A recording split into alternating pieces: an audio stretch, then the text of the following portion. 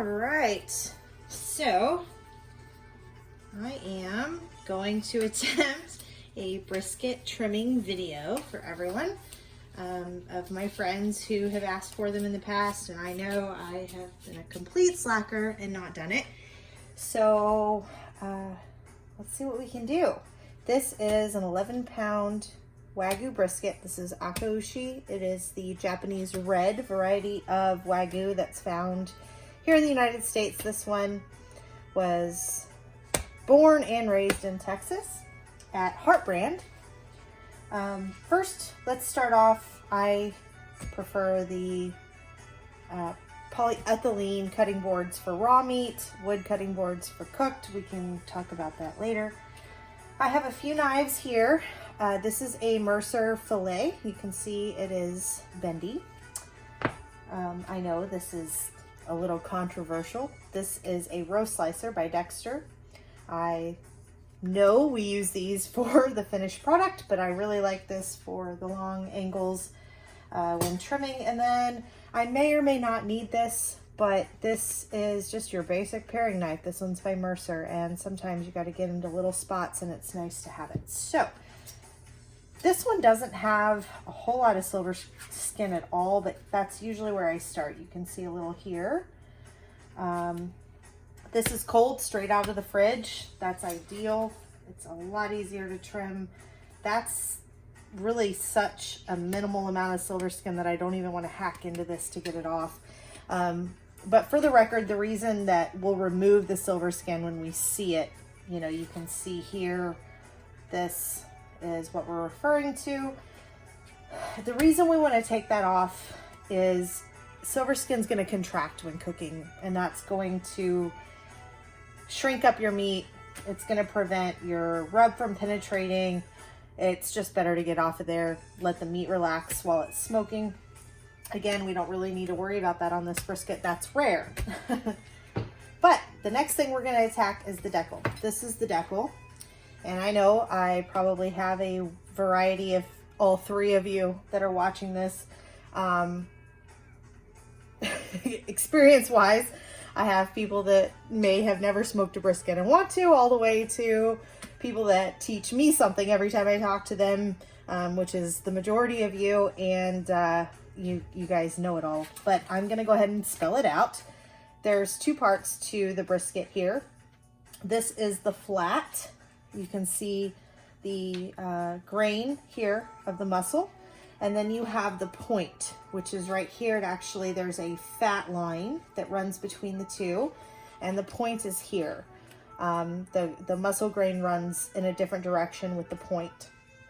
So the decal here divides the two.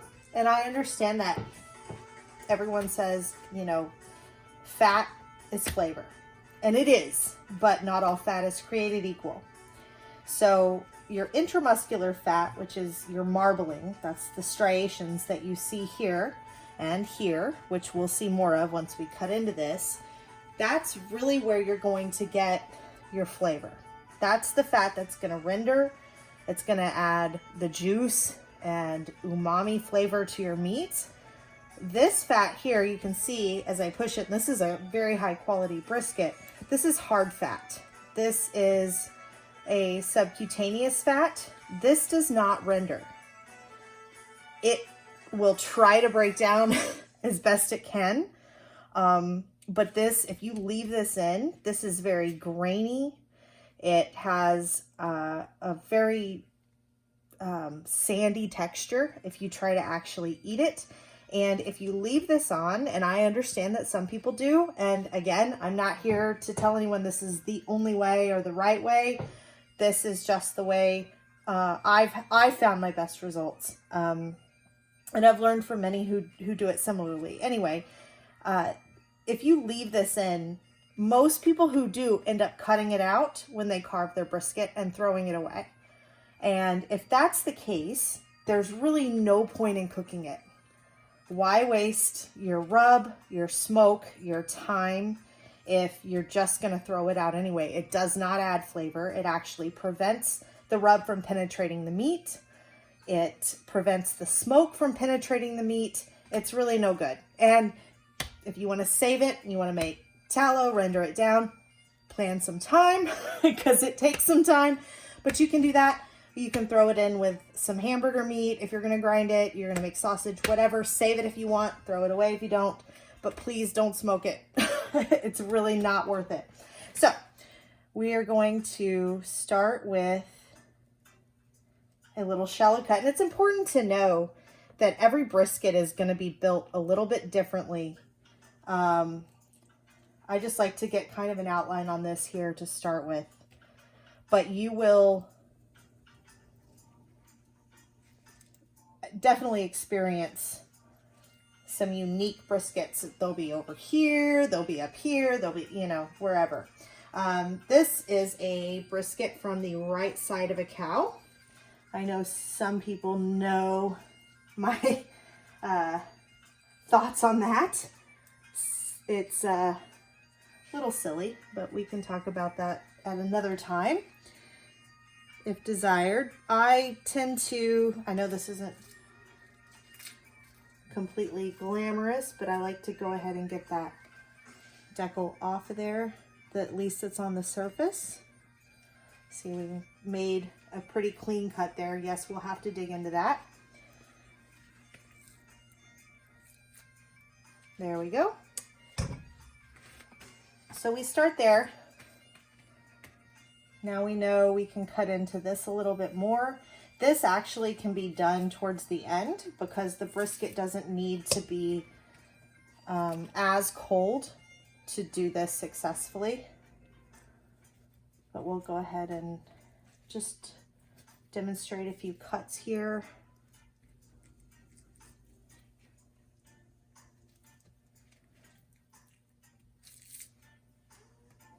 All right. So we've started that, and you can see there's still decal fat that runs through here, and we'll get into that in a moment. Some of these you need to cut away a whole bunch. Some of these you need to cut away very little, which is nice. The next thing we're going to do, if you look here, you can see that this does not look like this. The reason for that is when these briskets are packaged up, there's steaming that takes place in the vacuum sealing process. And this is no good. You don't want to cook this. We need to go ahead and take that completely off. So this is where this roasting knife comes in handy. We're gonna go ahead and make a solid cut there. And I know it hurts a lot of people to think, I just paid for that, I'm gonna throw it away. Well, you don't have to throw it away. This is mostly fat. It's mostly subcutaneous fat. This isn't delicious. If you want to render it down again, you can. Tallow is very beneficial. Look into that. If you want to use it for sausage, again, you can. This right here, if you want to cut that out, in the past, we've chicken fried it and it's been really good. That's not really anything I'm into at the moment. So for me, that goes in the garbage, but it doesn't have to for you. So we've made a cut here. You can see, again, we're talking about that intermuscular fat, the striations, that's where your flavor's gonna come from. This is why selecting your brisket based on intramuscular fat and flexibility is going to determine how good it is, regardless of the grade. I've seen primes that are as stiff as a board, and I've seen selects that look like this. So, you know, definitely use your discretion when selecting your brisket. So another thing, we have a lot of fat cap to trim here. We don't want to cook that. That's not going to go well. So we'll go ahead and flip her over and look at our fat cap side. Now, I know everyone's thinking fat cap up or down, except for the people that know my take on it already or have their own rigid views on it, which is fine. We all, you know, should have our own preference. For me, I cook on offset smokers, so fat cap up. I've done the experiments. That is definitely the best way if you want a juicy and tender brisket. If you cook on a pellet cooker, a drum, something where the heat source is directly underneath, you want to go fat cap down.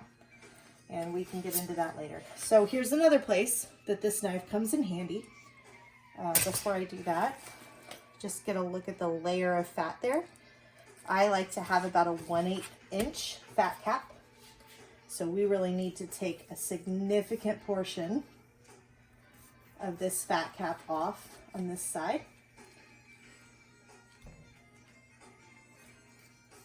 Again, you always want to do pretty shallow, slow cuts.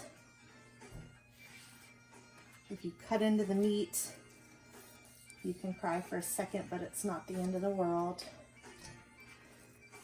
And if you just want to get an idea what the fat is like on these Wagyu briskets, I mean, look at that. You rub that and it's rendering.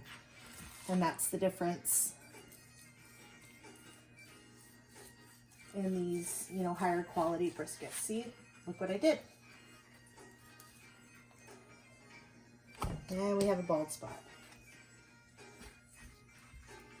So there's the what not to do portion of the video. But it's on the point. It's not the end of the world. We have a lot of fat coverage there still. Here, see, I almost started to take a cut there. That could stand to be trimmed, but it doesn't need to be. We have very little fat there. So, let me turn this way. You can see we still have a huge chunk of fat there. So we're going to that's also part of the decal that's going to run in there. So we're going to go ahead and just trim that out a little bit. You can see what that fat's like.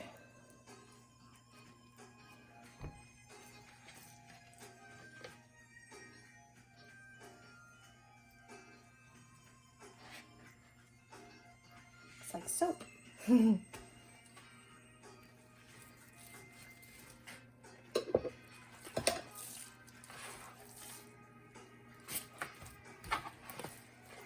So now this here, this is debatable for me.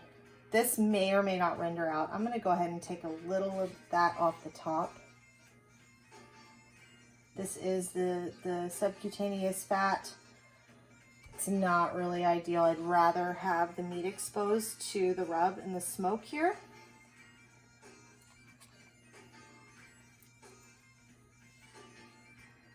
So just get in there a little bit.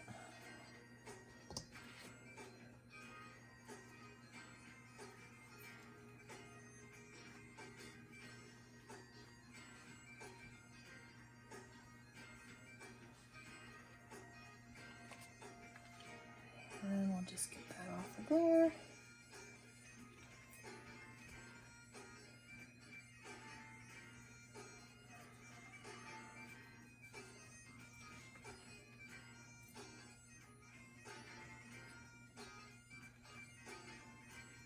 All right. And here, we can clean that up some. I'd also like to get a little bit of that off. You can see there's really nice meat under there. Again, my goal is to get the meat to shine, and some fat helps and some fat hinders, and so we have to decide which is which.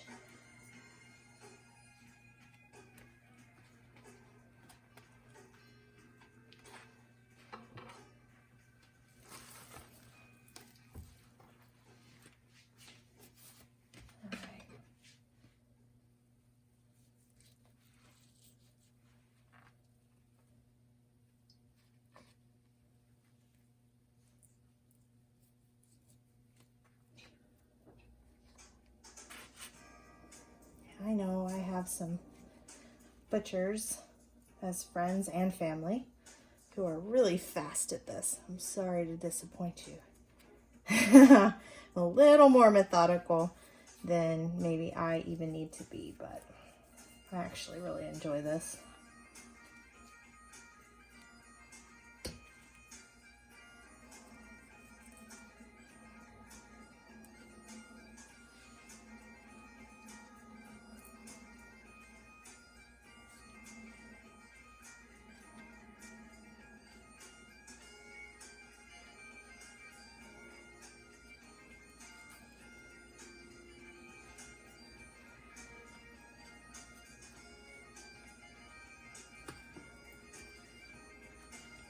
We're starting to get somewhere there. You can see there's a lot of fat in there. And this is where you just have to make your own personal decision. I mean, when you serve this up, are you wanting to put a pile of fat on someone's plate or a pile of meat?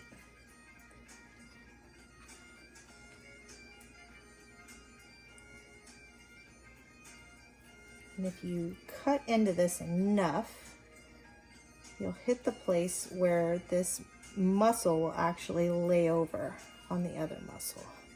We're starting to get there.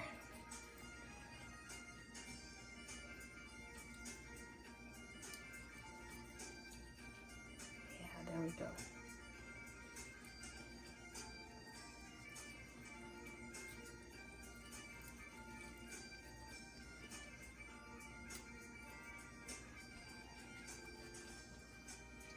And these little things here that you're seeing, we're going to clean those up. That's the very last thing. You don't want little tidbits of meat just hanging out there in the wind. They're just going to burn up when you cook them. And again, any surface that you put in the smoker that you don't want to eat is just wasting rub and smoke and time. And that is why trimming becomes so important. I understand, everybody. I paid for it. I'm cooking it. Well, this is part of the process. You can pay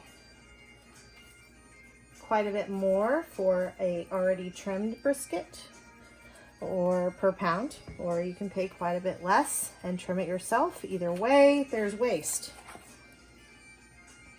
That's barbecue.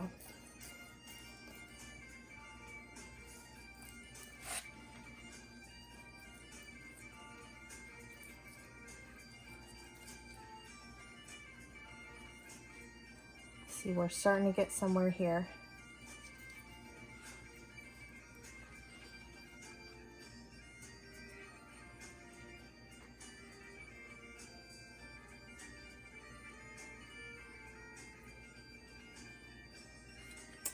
And this little guy needs to go. There we go.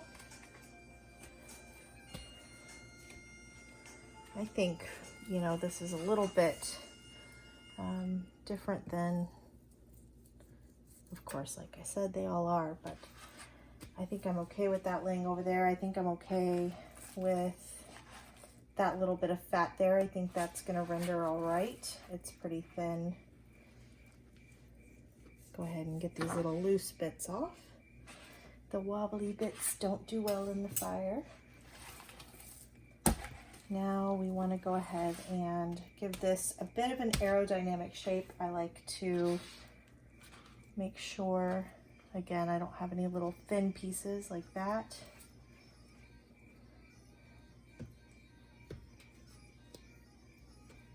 I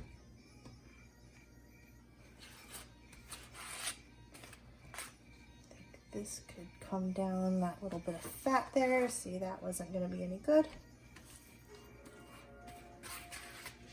And we could round out this corner just a little bit, just to give that smoke a nice path.